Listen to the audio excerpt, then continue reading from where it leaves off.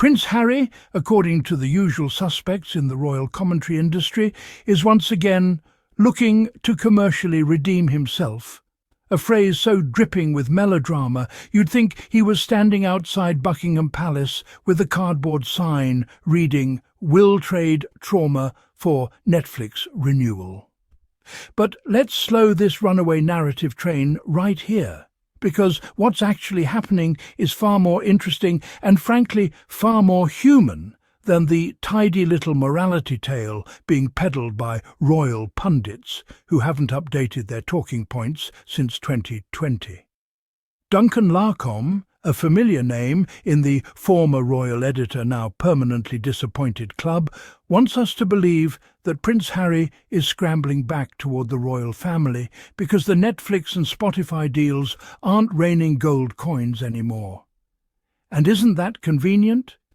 Because in this version of events, Harry is never allowed to be reflective, strategic, or, heaven forbid, mature.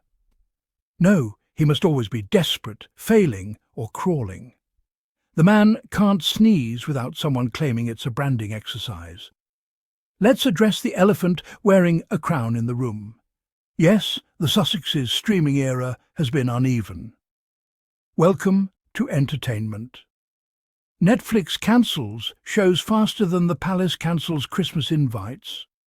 Spotify dropped them, true, but Spotify also dropped plenty of creators who weren't global lightning rods with every word dissected by breakfast television. This isn't a unique humiliation. It's the algorithmic Hunger Games.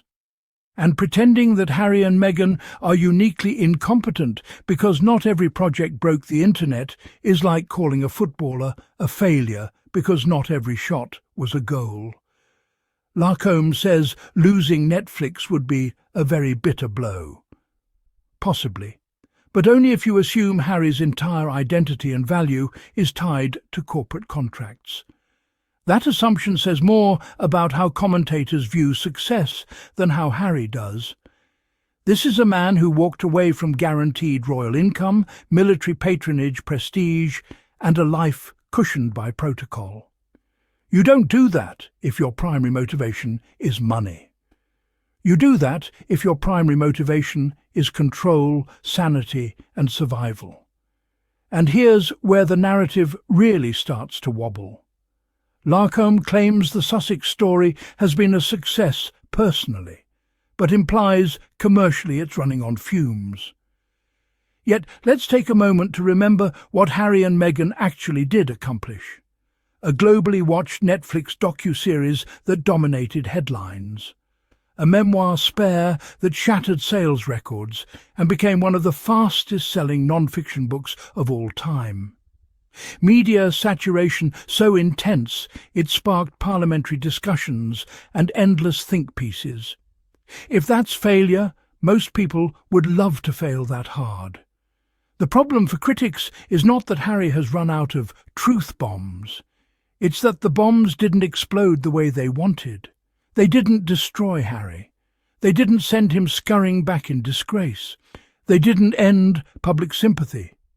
Instead, they complicated the story.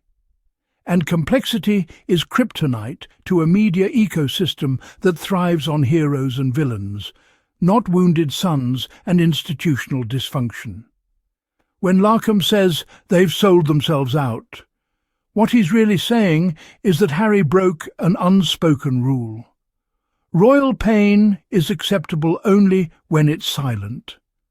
Suffer quietly, smile publicly, and never monetize your own narrative, because that job is reserved for tabloids, biographers and commentators who profit handsomely from telling your story about you without you. The accusation that Harry has run out of truth bombs also ignores something obvious. You only have one childhood, one mother's death, one institutional exit. The idea that he should endlessly drip-feed trauma for audience entertainment is grotesque. And if viewers are turning off in their droves, as claimed, then why does every minor update about Harry still dominate headlines? Why does every court appearance trend? Why does reconciliation speculation generate thousands of articles? People don't stop watching Harry, they just pretend they have. Now, let's talk about the royal family redemption angle, because this is where the comedy truly writes itself.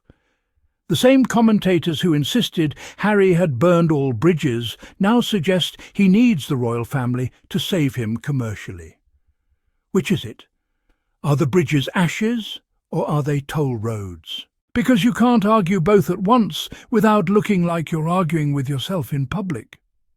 Harry wanting to make amends does not equal Harry needing rescue. Adults reassess relationships all the time, especially when children are involved, parents are aging, and distance clarifies priorities. Reconciliation is not capitulation. Wanting peace does not mean begging for relevance, and if anything, the royal family arguably benefits more from rapprochement than Harry does. A healed rift removes a permanent PR wound that no amount of balcony appearances can fully plaster over. Larcombe says companies like Netflix are ruthless. True, but so is the British press, and Harry survived that long before streaming executives ever entered his life. The idea that Netflix dropping a contract somehow leaves Harry exposed ignores the reality that he has something corporations desperately want: global recognition, name recall across generations, and a story people cannot stop discussing even when they claim they're bored of it. And here's the part that often gets overlooked.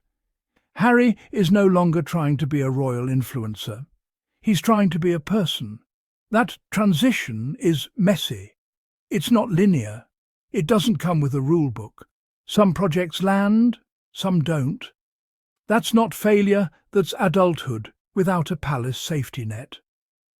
When Larcombe lists the quite small number of successful projects, he conveniently ignores scale. One globally successful book can eclipse 10 mediocre shows. One cultural moment can outweigh years of safe, forgettable content. Harry's impact hasn't diminished, it's simply evolved.